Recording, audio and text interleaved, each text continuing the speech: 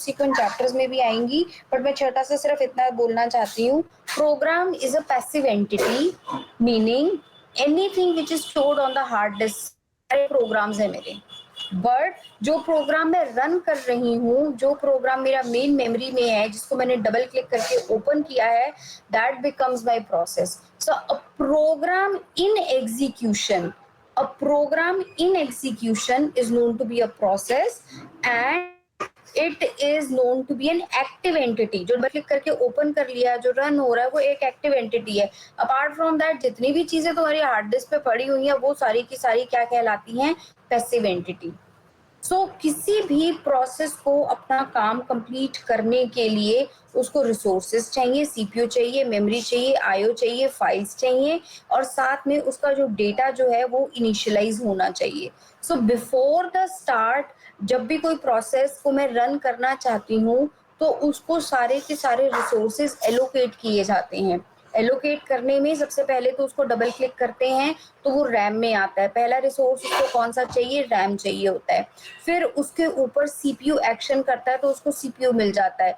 काम करते करते उसको आईओ की जरूरत होती है तो उसको इनपुट आउटपुट डिवाइसेस दिए जाते हैं। फाइल्स को रीड और राइट की उसको एक्सेस दी जाती है। Once the process terminates, all the resources which were initially allocated to this executing process, they are claimed back by the operating system। Memory उससे ले ली, सीपीयू उससे ले लिया, उस प्रोसेस का काम खत्म हो गया है, यूजर ने उसको एग्जिट कर दिया है, तो वो प्रोसेस दोबारा हार्ड डिस्क पे चली गई और रैम क्लियर हो गई, सीपीयू खाली हो गया, आईओ रिसोर्सेज जो थे वो उससे ले लिए। क्लियर हो गया? सो whenever a process is being executed, और अगर उसको आईओ की जरूरत होती है, तो उस प्रोसेस का जो भी कॉन्टेक्स्ट होता है, कॉन्टेक्स्ट का मतलब वो प्रोसेस इंस्ट्रक्शन नंबर 103 पे चल रही थी, next instruction to be executed is at 105, बाकी उस टाइम पे बफर्स में क्या क्या डेटा था, रजिस्टर्स में क्या क्या डेटा था, ये सारी इंफॉर्मेशन जो है ये एक स्टैक पे मेंटेन की जाती है। अच्छा, इसको ऐसे समझने की कोशिश करो कि सीपीयू जब एक प्रोसेस को एग्जीक्यूट कर रहा होता है ना बेटा, तो जो सीपीयू रजिस्टर में वैल्यूज होती हैं वो उस प्रोसेस से रिलेटेड होती हैं। फॉर एग्जांपल मेरी एक प्रोसेस में काम चल रहा था, c is equal to a plus B, तो c की वैल्यू, a की वैल्यू, b की वैल्यू, इस इंस्ट्रक्शन की नंबर, अगले इंस्ट्रक्शन का नंबर, ये सारी की सारी इंफॉर्मेशन कहाँ पे है? सीपीयू रजिस्टर्स में है। ये सारी इंफॉर्मेशन कहाँ पर है? सीपीयू रजिस्टर्स में है। सीपीयू अगर किसी दूसरी प्रोसेस को एग्जीक्यूट करने के लिए जाएगा तो ये कॉन्टेक्स्ट कहीं तो मुझे सेव करवाना पड़ेगा ना, क्योंकि अगली इंस्ट्रक्शन जो है जब कंट्रोल वापस आएगा तो मुझे इसी इंस्ट्रक्शन को एग्जीक्यूट करवाना है। समझ आया मैंने क्या बोला है? जब वो कंट्रोल दोबारा वापस आएगा तो मुझे इसी के इससे नेक्स्ट इंस्ट्रक्शन पे एग्जीक्यूट करवाना है। दैट मीन्स जो इस प्रोसेस की स्टेट है, जो इस प्रोसेस का कॉन्टेक्स्ट है, वो मुझे कहीं तो सेव करवाना पड़ेगा। सो एवरी टाइम इसकी जो स्टेट होती है वो हम एक स्टैक पे मेंटेन करवाते हैं, और प्रोसेसर जो है वो किसी और दूसरी प्रोसेस को एग्जीक्यूट करने के लिए चला जाता है। और जब दूसरी प्रोसेस को एग्जीक्यूट करने के लिए जाता है तो वहां जाकर वो उसके प्रोग्राम काउंटर की वैल्यू को देखता है कि अब उसको कौन सी नेक्स्ट इंस्ट्रक्शन को एग्जीक्यूट करवाना है। वहां फॉर एग्जांपल ये चल रहा था m is equal to n divided by o, तो m is equal to n divided by o, n की वैल्यू लेगा अपने एक रजिस्टर के अंदर, o की वैल्यू लेगा, उसका डिवीजन परफॉर्म करवाएगा, उसकी वैल्यू को m पे डालेगा, and for the time being let's assume कि दोबारा से एक इंटरप्ट आती है फर्स्ट वाली प्रोसेस से, तो वो फर्स्ट वाली प्रोसेस पे फिर से इंटरप्ट करने से पहले क्या करेगा? इस प्रोसेस का जो सेकंड प्रोसेस का m n o instruction register, program counter, इनकी वैल्यूज को दोबारा से किसी स्टैक के ऊपर सेव करेगा, और जब पहली प्रोसेस पे वापस आएगा तो उसको सीपीयू को क्या पता मैं कौन सी इंस्ट्रक्शन पे था, मैंने क्या कंप्यूटेशन कर ली थी, मैंने ए और बी और सी की क्या वैल्यू निकाली थी। तो अब उसको क्या करना चाहिए? वहां पर उसने वो अपनी कॉन्टेक्स्ट को सेव करवाया था, वो सेम कॉन्टेक्स्ट को रीलोड करवा लेता है। क्या करवाता है? रीलोड करवा लेता है। सो देखो, इतनी चीज मान के चलो, प्रोसेसर अभी आपके लिए एक है, उस प्रोसेसर के जो रजिस्टर्स जो हैं वो सिर्फ उसी प्रोसेस को मिलते हैं जो एग्जीक्यूट हो रही होती है। अगर प्रोसेस ए एग्जीक्यूट हो रही है तो प्रोसेस ए से रिलेटेड इंस्ट्रक्शंस, ऑपरेंड, ऑपरेटर्स, जो भी काम चल रहा है वो सारा का सारा काम इंस्ट्रक्शन ये जो आपके सीपीयू के रजिस्टर्स हैं उनमें पर्टेन कर रहा होगा, clear. But when the process changes from A to B, process A से प्रोसेस बी में ट्रांजिशन हुआ है, इन सीपीयू के रजिस्टर्स की वैल्यूज को कहीं ना कहीं मुझे स्टोर करवाना पड़ता है। ओके इस प्रोसेस ये सारी जो चीजें जो होती हैं इनको कहीं स्टोर करवाना पड़ता है, एंड नेक्स्ट टाइम जब भी कॉन्टेक्स्ट वापस आता है दूसरी प्रोसेस पे तो ये कॉन्टेक्स्ट जो है वो आपका रीलोड हो जाता है। How many of you are clear about it?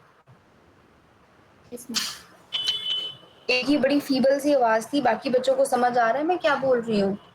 Yes ma'am. Yes ma'am. चलिए ठीक है। और ये चीज मैं आपको बता चुकी हूँ कि हमारे सिर्फ मल्टी प्रोसेसर भी हो सकते हैं, मल्टी यूजर्स भी हो सकते हैं हमारे कंप्यूटर्स जो हैं। ओके सो प्रोसेस मैनेजमेंट के नाम पे ऑपरेटिंग सिस्टम की क्या क्या रिस्पॉन्सिबिलिटीज हैं, ऑपरेटिंग सिस्टम क्या क्या काम करता है प्रोसेस मैनेजमेंट के लिए। सबसे पहले तो वो यूजर प्रोसेसेस और सिस्टम प्रोसेसेस को क्रिएट और डिलीट करता है। प्रोसेस को क्रिएट करना, प्रोसेस को डिलीट करना, चाहे तो वो यूजर प्रोसेस है चाहे वो सिस्टम प्रोसेस है, उनको क्रिएट और डिलीट करने का काम ऑपरेटिंग सिस्टम का होता है। कौन सी प्रोसेस को सस्पेंड किया जाएगा, कौन सी प्रोसेस को रिज्यूम किया जाएगा, जो मैंने अभी अभी आपको समझाया था, एक प्रोसेस से दूसरी प्रोसेस के बीच में ट्रांसफर होता है, कॉन्टेक्स्ट ट्रांसफर होता है, शिफ्टिंग होती जाती है। ये कह लो कि ट्रांजिशन होता जाता है। प्रोसेसर एक प्रोसेस के ऊपर काम कर रहा था, अब वो दूसरी प्रोसेस पे करेगा, अब वो तीसरी पे करेगा, अब वो वापस दूसरी पे आ जाएगा, अब वो तीसरी पे चला जाएगा, वो पहली पे आएगा। ये जो किस प्रोसेस को सस्पेंड करना है और किस प्रोसेस को रिज्यूम करना है, ये डिसीजन कौन लेता है? ये ऑपरेटिंग सिस्टम लेता है। प्रोसेसेस के बीच में सिंक्रोनाइजेशन करना ये अभी नहीं समझ में आएगा, चैप्टर नंबर 5 का हमें वेट करना पड़ेगा। प्रोसेसेस के बीच में कम्युनिकेशन करवाना हमें चैप्टर नंबर 6 तक का वेट करना पड़ेगा, और प्रोसेसेस के बीच में ये इंश्योर करना कि डेडलॉक ना हो, chapter number 7। So basically chapter number 3, 4, 5, 6, 7 वाले जो चैप्टर्स हैं वो सारे के सारे चैप्टर्स हमारे प्रोसेस मैनेजमेंट के लिए हैं। ये उन सारे चैप्टर्स के जो मेन हाइलाइट्स हैं ये वो लिखे हुए हैं। एज ऑफ नाउ अगर अभी नहीं भी समझ में आ रहा तो आपको ये पता रहना चाहिए कि प्रोसेस मैनेजमेंट का सारा काम जो है वो ऑपरेटिंग सिस्टम करता है, और मेन हाईलाइट जो है वो ये बाकी पे आते हैं मेमोरी मैनेजमेंट की। मैनेजमेंट में मैंने तुम्हें कल भी समझाया था, to execute a program either the program as a whole or part must be there in the main memory. कल मैंने समझाया था या तो पूरा Yes, ma'am. प्रोग्राम पूरा का पूरा मेन मेमोरी में रखा जाएगा, या फिर पार्टली उस आपका प्रोग्राम है उसके कुछ पेजेस को मेन मेमोरी में रखा जाता है, जिसको हमने कल क्या बोला था? Virtual memory, right? जिसको हमने क्या बोला था? Virtual memory. So basically memory management का जो सारा काम जो है वो ऑपरेटिंग सिस्टम करता है, जिसको कि हम इन डेप्थ चैप्टर नंबर 8 और 9 में देखेंगे। और ऑपरेटिंग सिस्टम ये मेंटेन करता है किस प्रोसेस को कितनी मेमोरी दी गई है, किस प्रोसेस को कितनी और मेमोरी की रिक्वायरमेंट है, किस प्रोसेस को मेमोरी से अभी स्वैप आउट करवाने की जरूरत है, किस प्रोसेस को स्वैप इन करवाने की जरूरत है, किस प्रोसेस को कितनी एलोकेशन करवाई जाए, कितनी किस प्रोसेस से एलोकेशन करवाई जाए। तो ये सारा जो मेमोरी मैनेजमेंट से रिलेटेड इशू जो है मैनेजमेंट एक्टिविटीज हैं ये ऑपरेटिंग सिस्टम परफॉर्म करवाता है। Keeping track of which part of memory are currently being used, memory में कितना पार्ट और कौन सी प्रोसेस को दिया गया है वो, मेमोरी में कितना पार्ट अभी फ्री है, मेमोरी में कितना पार्ट अभी किसी और प्रोसेस को दिया जा सकता है, कौन सी अगर हाई प्रायोरिटी प्रोसेस आई है तो स्वैप आउट करवाने की जरूरत है। ये सारे के सारे डिसीजंस जो है एलोकेशन के, डी एलोकेशन के, deciding which process and data to move in and out, swapping के डिसीजंस, एलोकेशन के डिसीजंस, और keeping track of the parts of the memory which is currently occupied, ये सारे डिसीजंस कौन लेता है? ये सारे डिसीजंस आपका ऑपरेटिंग सिस्टम लेता है। Next we have is the storage management. Storage management की जब मैं बात करती हूँ तो बेसिकली मैं अपने हार्ड डिस्क की बात कर रही हूँ, या फिर कोई भी स्टोरेज की मैं बात कर रही हूँ। सो जब मैं स्टोरेज की बात करती हूँ, let me show you a figure.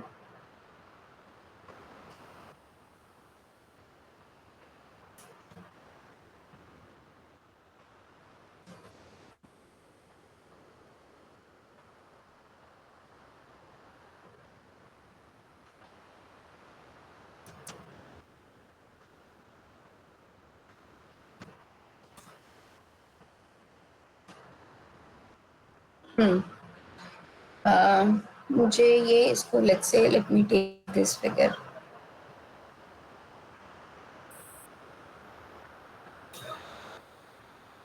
Is my screen visible? Yes, ma'am. Okay. तो बेसिकली आपकी जो हार्ड डिस्क जो होती है, जो कन्वेंशनल वे में हार्ड डिस्क हुआ करती थी, वो ऐसी होती है. सो देर आर वेरियस प्लेटर्स, जो कि मैंने आपको एक बार पहले भी बताया था, ग्रामोफोन के रिकॉर्ड की तरह से होता है, और उसके ऊपर मैग्नेटिक मटेरियल की कोटिंग होती है, and the data is stored in form of bits, ones and zeros. So a hard disk contains of multiple platters. Each of the platter is divided into concentric circles known to be tracks. यहाँ पे आपको tracks दिखाए हुए हैं green colour के, दिख रहे हैं? Yes, ma'am. Yes, ma'am. ठीक है. Tracks are further divided into sectors. Tracks, ये देखो यहाँ पे, ये वाले जहाँ पे मेरा कर्सर है उसको दिखाई देगा आपको, ये आपके ट्रैक्स बने हुए थे. Tracks are further divided into sector. ये जो छोटे छोटे पार्टीशंस किए हुए हैं, these are known to be sectors. ठीक है. तो आपका जब डेटा सेव होता है ना, तो वो ऐसे सेव होता है, कौन से प्लेटर के, कौन से ट्रैक के, कौन से सेक्टर में जाके आपका डेटा सेव हुआ है, ताकि जब आप रीड करते हो तो भी ट्रैक, प्लेटर, सेक्टर के नाम से आप अपने डेटा को रीड करते हो. जब राइट करवाते हो तो भी ऐसे ही बताते हो कौन से प्लेटर के, कौन से ट्रैक के, कौन से सेक्टर में डेटा आपका स्टोर्ड है, जिस डेटा को आपको राइट करना है. But have you ever imagined, कभी तुमने ये चीज सोची है, तुमने कभी ऑपरेटिंग सिस्टम को एक्सेस किया है, तो अपने कंप्यूटर को एक्सेस किया है, तो कभी ट्रैक और प्लेटर की टर्म्स में बात करी है? नो. तो दैट मीन्स आपको ऑपरेटिंग सिस्टम एक इस तरह का एब्स्ट्रैक्शन प्रोवाइड करवाता है कि आपको ट्रैक, प्लेटर, सेक्टर से बात करने की जरूरत ही नहीं है. आप सिंपल अपनी फाइल का नाम बताते हो और इंटरनली ऑपरेटिंग सिस्टम देखता है कि आपकी फाइल नंबर ए कौन से ट्रैक के, प्लेटर के सेक्टर में सेव है, बी कहाँ पर सेव है, डी कहाँ पर सेव है. तो ये सारी इंटरनल मैपिंग करने वाला जो काम जो होता है, ये आपको ऑपरेटिंग सिस्टम करता है. सो बेसिकली मैं क्या बोलना चाहती हूँ, ऑपरेटिंग सिस्टम आपको एक यूनिफॉर्म व्यू प्रोवाइड करता है. आपको तो लगता है कि मेरी जो हार्ड डिस्क है उसमें कंटिन्यूअस ब्लॉक्स ऑफ डेटा है और मेरा डेटा जो है वो कंटिन्यूअसली सेव है, जबकि आपका डेटा ऐसे भी सेव हो सकता है, पहला ब्लॉक इस सेक्टर में, दूसरा ब्लॉक किसी दूसरे ट्रैक में, किसी और प्लेटर में, तीसरा ब्लॉक कहीं और, चौथा ब्लॉक कहीं और. जब आप फाइल को रीड करते हो तो फाइल आपकी कंटिन्यूअस फैशन में रीड होती है. आपको लगता है कि यूनिफॉर्म एक्सेस आपको मिल रही है, यूनिफॉर्म लॉजिकल व्यू मिल रहा है, which is not the case. User को क्या लगता है कि उसको यूनिफॉर्म एक्सेस मिल रहा है, which is not the case.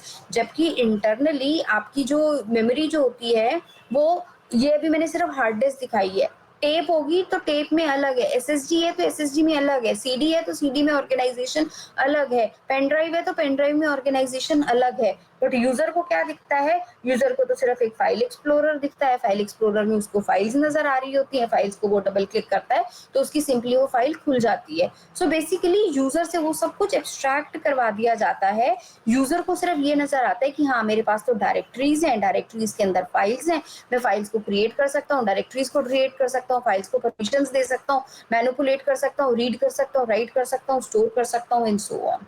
So basically file system से रिलेटेड जितना भी काम जो होता है, एंड आई विल से कि यूजर के हिसाब से this is the most visible part of the operating system, क्योंकि हम बेसिकली फाइल से ही डील करते हैं, हम बेसिकली फाइल से ही डील करते हैं.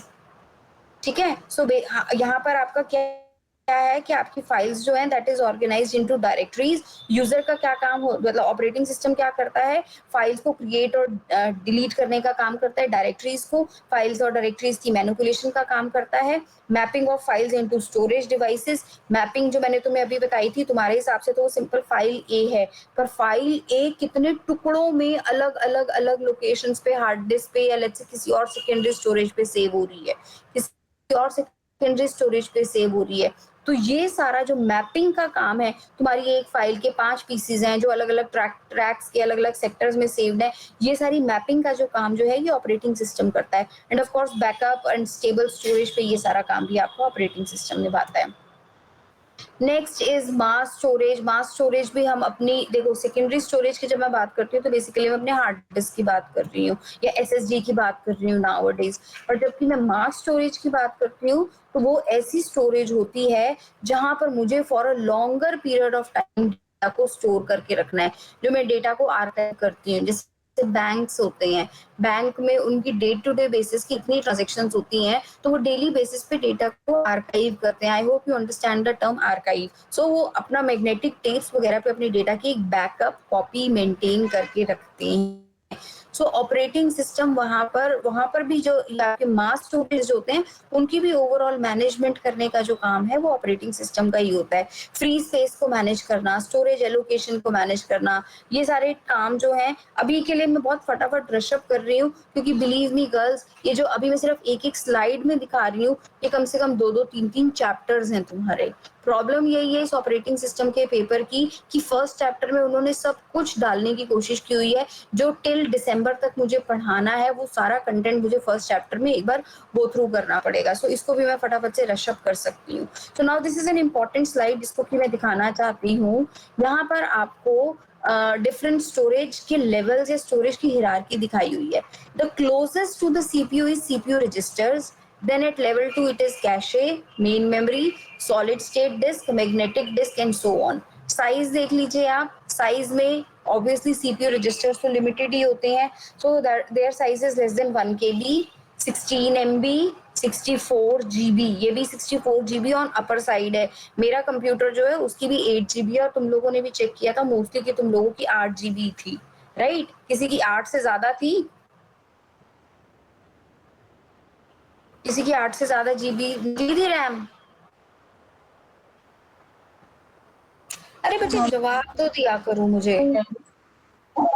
No ma'am. ठीक है, और हार्ड डिस्क हो सकती है आप लोगों की 1 TB हार्ड डिस्क जो है वो आराम से होती है। देन एक्सटर्नल हार्ड डिस्क भी होती है, मैग्नेटिक टेप्स भी होती हैं जो कि और ज्यादा कैपेसिटी की होती हैं। इम्प्लीमेंटेशन टेक्नोलॉजीज देख लो, ये आपकी सीमॉस टेक्नोलॉजी पे होती है। मॉस क्या होता था, पढ़ के आए हो आप फिजिक्स में? CMOS टेक्नोलॉजी, ये भी CMOS टेक्नोलॉजी, ये भी आपकी CMOS टेक्नोलॉजी, और ये आपकी flash memory, magnetic disk. Access time को आप ध्यान से देखिएगा, ये वही सेम डायग्राम है जो मैंने आपको एक स्टोरेज हिरार्की दिखाई थी, और उसके अंदर मैंने बताया था कि जैसे हम ऊपर से नीचे जाएंगे तो आपका एक्सेस टाइम जो है वो बढ़ता जाएगा। यहाँ पे आप नैनो सेकेंड्स में देखो, सीपीयू रजिस्टर सबसे नैनो सेकेंड्स में एक्सेस किए जाते हैं, जबकि आपकी जो बाकी की स्टोरेज है वो देखो कितने नैनो से कितने सेकेंड्स हो गए, ये चेक करो, बताओ मुझे। 5 crore 5 माइक्रो। मैम, 50 लाख। बच्चे मैं नैनो सेकेंड की बात कर रही हूँ, तो आप नैनो से माइक्रो में आओगे, माइक्रो से मिली सेकेंड्स में आओगे, मैं लैक्स में तो नहीं जाऊंगी अपने कन्वर्जन में। मैं नैनो सेकेंड की बात कर रही हूँ, तो या तो मैं माइक्रो सेकेंड्स पे आऊंगी या मैं मिली सेकेंड्स के कन्वर्जन पे आऊंगी। सो बेसिकली ये आपका 50 लाख नहीं बोलोगे, आप इसको 5 मिली सेकेंड बोलोगे। Yes, ma'am. Yes, ma'am. तो 5 milliseconds. जहां पर रजिस्टर्स तुम्हारे नैनो सेकेंड्स में काम कर रहे हैं, तुम्हारी हार्ड डिस्क या स्टोरेज डिवाइसेस जो है वो नैनो सेकेंड्स में काम करती हैं। So there is a huge speed gap between the processing of CPU and the IO devices which are available to me, और the storage devices which are available to me. Now look at the bandwidth also. Bandwidth means कितनी bytes per second आप transfer कर सकते हो। 20,000 से लेके 1 lakh MBs का data पर सेकंड ट्रांसफर होता है, और यहाँ पर देखो डेटा आपका कितना ट्रांसफर हो रहा है। This is managed by compiler, this is managed by hardware, this is managed by operating system, and these all are again managed by operating system. So जब आपका data between the hierarchy move होता है, देखो मैंने तुम्हें उस दिन भी समझाया था, these 3 levels, level 1, 2 and 3, they are directly accessible by the CPU. इसके अलावा अगर आपका कहीं पर भी डेटा पड़ा हुआ है, इसके अलावा कहीं पर भी आपका डेटा पड़ा हुआ है स्टोरेज हिरार्की में, तो वो डेटा पहले आपका इसमें आएगा, यहाँ से आपका हार्ड डिस्क में आएगा, और यहाँ से डेटा आपका मेन मेमोरी में होगा, फिर जाके सीपीयू उसको एक्सेस कर पाएगा। सो द मूवमेंट, इस लाइन को ध्यान से सुनना, movement between levels of storage hierarchy can be explicit or implicit. Movement between the storage hierarchy means आपकी एक्सटर्नल हार्ड डिस्क है, मैग्नेटिक डिस्क है, सॉलिड स्टेट है, मेन मेमोरी है, कैशे है, ये अलग अलग आपकी हिरार्की है। इनके बीच में जो डेटा ट्रांसफर हो रहा है, it can be either implicit और एक्सप्लिसिट। ये जो डेटा ट्रांसफर जो होता है, ये ईदर इम्प्लिसिट होता है या एक्सप्लिसिट होता है। क्लियर हो क्या? डिपेंड करता है, ये इम्प्लिसिट या एक्सप्लिसिट डेटा ट्रांसफर जो है, ये डिपेंड करता है कि आपके हार्डवेयर का डिजाइन कैसा है। Data transfer from cache to CPU and CPU registers वाला जो होता है ट्रांसफर, ये इम्प्लिसिट होता है, ये आपको नहीं करना होता। ये डेटा अगर आपका जो कैशे से सीपीयू रजिस्टर्स वगैरह में जो ट्रांसफर हो रहा है, दिस इज इम्प्लिसिट। जबकि transfer of data from disk to the memory is usually controlled by the operating system, जो कि अभी हमने यहाँ पर भी देखा था। ठीक है, let me open the book also once.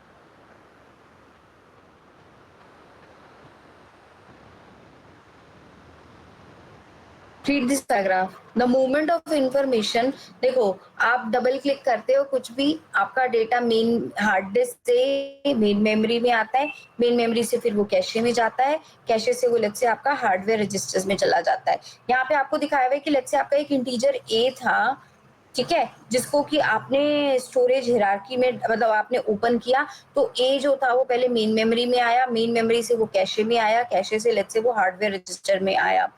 आपने हार्डवेयर रजिस्टर में उसके ऊपर एक इंक्रीमेंट ऑपरेशन लगा दिया, उसकी ए की वैल्यू जो थी वो 3 थी, तो रजिस्टर में कौन सी वैल्यू हो गई 4, जबकि कैशे में 3 पड़ी हुई है, मेन मेमोरी में भी 3 पड़ी हुई है, मैग्नेटिक डिस्क में भी 3 पड़ी हुई है। सो द पॉइंट इज, जब भी आपका माइग्रेशन ऑफ इंटीजर ए हो रहा है from disk to register, disk से लेके मेन मेमोरी से कैशे से आपके हार्डवेयर रजिस्टर में, जब आपका वो एक पर्टिकुलर इंटीजर या एक पर्टिकुलर वेरिएबल या एक पर्टिकुलर मेमोरी लोकेशन का जो डेटा जो है वो मूव हो रहा है, it may have inconsistent copies in the storage hierarchy. That means यहाँ पर आपकी वैल्यू जो थी वो 4 हो गई इंक्रीमेंट होके, बट जो उसकी नीचे की अभी भी स्टोरेज हिरार्की चल रही है, उसकी वैल्यू जो है वो अभी भी 3 चल रही है। Thus the copy of A appears in several places: on magnetic disk, in memory, in the cache, and the internal register. Once the increment takes place in the internal register, the value of A differs from the various storage system. The value of A becomes the same only after the new value of A is written from the internal register back to the magnetic disk. जब magnetic disk में वापस लिखवा दिया जाएगा, तब सब जगह जो उसके डेटा की जो कॉपी है वो कंसिस्टेंट हो जाएगी। क्लियर हो गया? ये पूरा पैराग्राफ मैंने तुम्हारे को इसीलिए पढ़वाया है, ये पैराग्राफ इंपॉर्टेंट था अंडरस्टैंडिंग के पॉइंट ऑफ व्यू से। ये वाला पैराग्राफ भी पढ़ लो अगर इंपॉर्टेंट है तो। The movement of information between, अब तुम्हें ये टर्म समझ में आती होगी, लेवल ऑफ स्टोरेज हिरार्की। ये this are different levels of storage hierarchy. ये जो है, these are different levels of storage hierarchy. So data transfer takes place from here to here to here to here and so on. So when the movement takes place between levels of storage hierarchy, it can be implicit or explicit. For instance, the data transfer from cache to CPU and register is usually a hardware function with no operating system intervention. ये आपका data जो है, मैंने अभी बताया था, ये आपका इम्प्लिसिट है, इसके लिए ऑपरेटिंग सिस्टम की जरूरत नहीं है। ये डेटा आपका अपने आप ट्रांसफर होगा, कैशे से आपका रजिस्टर्स में जाएगा, मेन मेमोरी से आपका कैशे में जाएगा। बट आपका जो डेटा ट्रांसफर जो होता है डिस्क टू मेमोरी, ये वाला जो डेटा ट्रांसफर होता है, it is usually controlled by the operating system. So again I am repeating the point कि आपका जो डेटा ट्रांसफर जो हो रहा है, इधर इट कैन बी इम्प्लिसिट और एक्सप्लिसिट। कुछ लेवल्स के बीच में आपका डेटा ट्रांसफर जो है वो आपका इम्प्लिसिट होता है, और कुछ लेवल्स के बीच में आपका डेटा जो है वो एक्सप्लिसिट होता है। डन? ये वाला भी सेम डायग्राम, ये वही सेम डायग्राम आ गया। ओके, ये सारा मैं आपको करवा चुकी थी। मल्टी प्रोसेसर सिस्टम में कैसे डील होगा कैशे कोहेरेंस की प्रॉब्लम? मल्टी प्रोसेसर सिस्टम्स हैं, let me go to some multi processor architecture. चलिए ठीक है, इस डायग्राम को देखो। मेमोरी से ए वेरिएबल रीड हुआ और वो ए वेरिएबल रीड किया सीपीयू जीरो ने। सीपीयू जीरो ने सीपीयू रजिस्टर्स में उस ए की वैल्यू जो 3 थी अब उसको 4 कर दिया, और लेट्स एज्यूम कि कैशे के अंदर जो है वो वैल्यू 4 है, बट अभी भी वो मेमोरी डेटा जो है वो आपका मेमोरी में सेव नहीं हुआ और इवेंचुअली आपका हार्ड डिस्क पे भी सेव नहीं हुआ। किसी और प्रोसेसर ने ए को रीड करने की कोशिश की तो अब उसको कौन सी वैल्यू मिलेगी? जो हार्ड डिस्क पे सेव है। तो यहाँ पर तो उसकी वैल्यू 4 अपडेट हो चुकी है, पर सीपीयू 1 को कौन सी वैल्यू मिल रही है? उसको वो वैल्यू मिल रही है 3। सिमिलरली इसने उस सीपीयू की वैल्यू ए की जो वैल्यू थी उसको 3 लिया और लेट्स से उसने ए का स्क्वायर निकाल दिया, तो इसके पास जो वैल्यू सीपीयू 1 के पास जो वैल्यू थी वो 9 आ गई। डन। और जब सीपीयू और उसने भी वो वैल्यू को अपडेट कहाँ नहीं किया? हार्ड डिस्क पे अपडेट नहीं किया। सिमिलरली प्रोसेसर 3 को या सीपीयू 2 को जो जरूरत पड़ी तो उसने फिर से हार्ड डिस्क से रीड की, हार्ड डिस्क से वैल्यू उसको मिली 3 और वो लेट्स से 3 माइनस 1 करने की कोशिश कर रहा है। ये इंक्रीमेंट कर रहा था, लेट्स से ये डिक्रीमेंट कर रहा है, ये स्क्वायर कर रहा है, तो इसके पास वैल्यू क्या हो गई? 2। Now in multiprocessor architecture, this becomes even a bigger problem. This is known as cache inconsistencies or cache coherence problem. Coherence says having the same copy of the same variable. Although it is a single variable A, but multiple processors are handling it in such a way that they all are having the inconsistent copy of that variable. They all are having the inconsistent copy of the variable. एक के पास 4 है, एक के पास 9 है और एक के पास 2 है। So this is known as, ये मल्टी प्रोसेसर आर्किटेक्चर की प्रॉब्लम होती है कि they maintain a different copy of your cache, they maintain a different copy of your cache. यहाँ पे मैं वापस आती हूँ जहाँ से आई जस्ट जम्प्ड।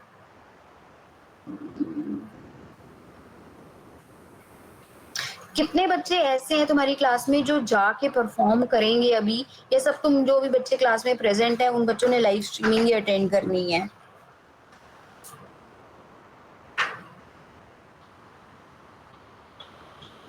पल्लवी आप आंसर करोगे या रिद्धिमा आप आंसर करोगे? जो बच्चे, लिसन द आइडिया इज कि जो बच्चे कॉलेज में गए हुए हैं, जिन बच्चों ने कुछ परफॉर्मेंस देनी है, उनकी मुझे अटेंडेंस बता दीजिएगा, मैं उनकी प्रेजेंट लगा दूंगी आज की क्लास की। Okay, so the point is, in multiprocessor environment, operating system must provide cache coherence in hardware such that all CPU have the most recent value in their cache. इस लाइन को 2 बार पढ़ो, 3 बार पढ़ो, नहीं समझ में आती है तो मुझसे अभी के अभी पूछो।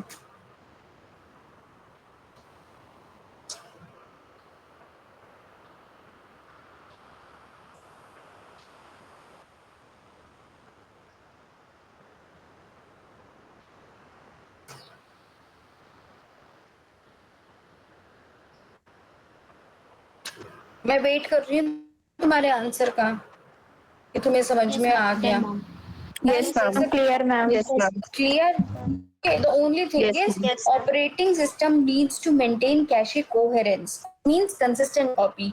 Multiple processor हैं तो उनके बीच में एक consistent copy होनी चाहिए। इसमें से एक होते थे, obviously तुम इसमें नहीं पढ़ोगे, advanced operating system का concept है वो, उसके अंदर बोलते हैं cache snooping protocol. Snooping protocol क्या होता है? Snooping करना। स्नूपिंग क्या होता है? जासूसी करना। सो बेसिकली अगर एक प्रोसेसर कुछ भी कैशे चेंज कर रहा है तो वो मैसेज जो है वो सारे प्रोसेसर के पास ऑन होता था कि प्रोसेसर ए ने वेरिएबल ए की वैल्यू को 3 की बजाय 4 पे कर दिया है। So this is snooping protocol. Basically it is like कि अगर एक भी प्रोसेसर किसी भी इंटीजर की वैल्यू को अपडेट कर रहा है तो वो मैसेजेस बाकी सारे प्रोसेसर्स को भी ब्रॉडकास्ट कर दिए जाते थे। बट ऑफ कोर्स हम वो सारी डिटेल्स में नहीं जाएंगे। द ओनली थिंग इज क्योंकि आपकी बुक के अंदर कैशे कोहेरेंस का टॉपिक दिया हुआ था, so it becomes mandatory for me to teach that topic. Next we have is IO subsystems. IO subsystems का मतलब क्या है कि आपका इनपुट आउटपुट ऑपरेशंस के लिए आपका ऑपरेटिंग सिस्टम क्या करता है?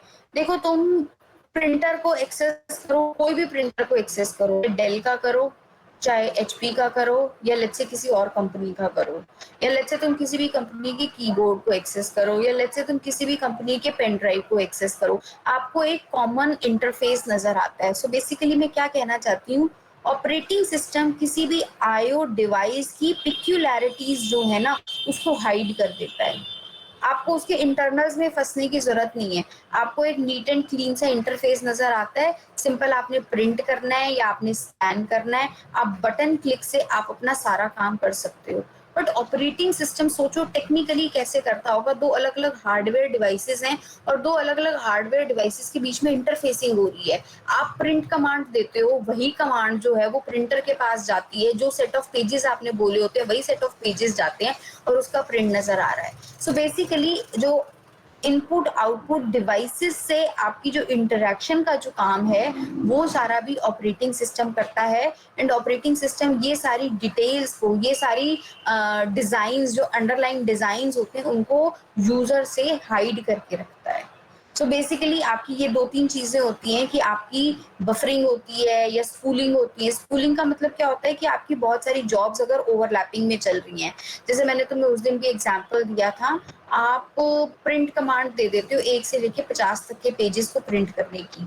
वो प्रिंट की जो कमांड जो है वो ऑटोमेटिकली बफर कहाँ पर हो जाती है, टेम्पररी स्टोर हो जाती है। कहाँ पर, जो आपका डिवाइस का जो कंट्रोलर है, last time I'm reminding you, driver means software, controller means hardware.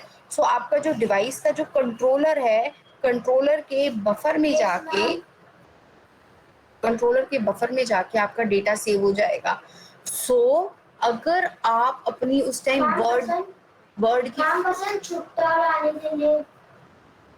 अगर आप अपने वर्ड की कॉपी को बंद भी कर दोगे, then also wait a second बेटा,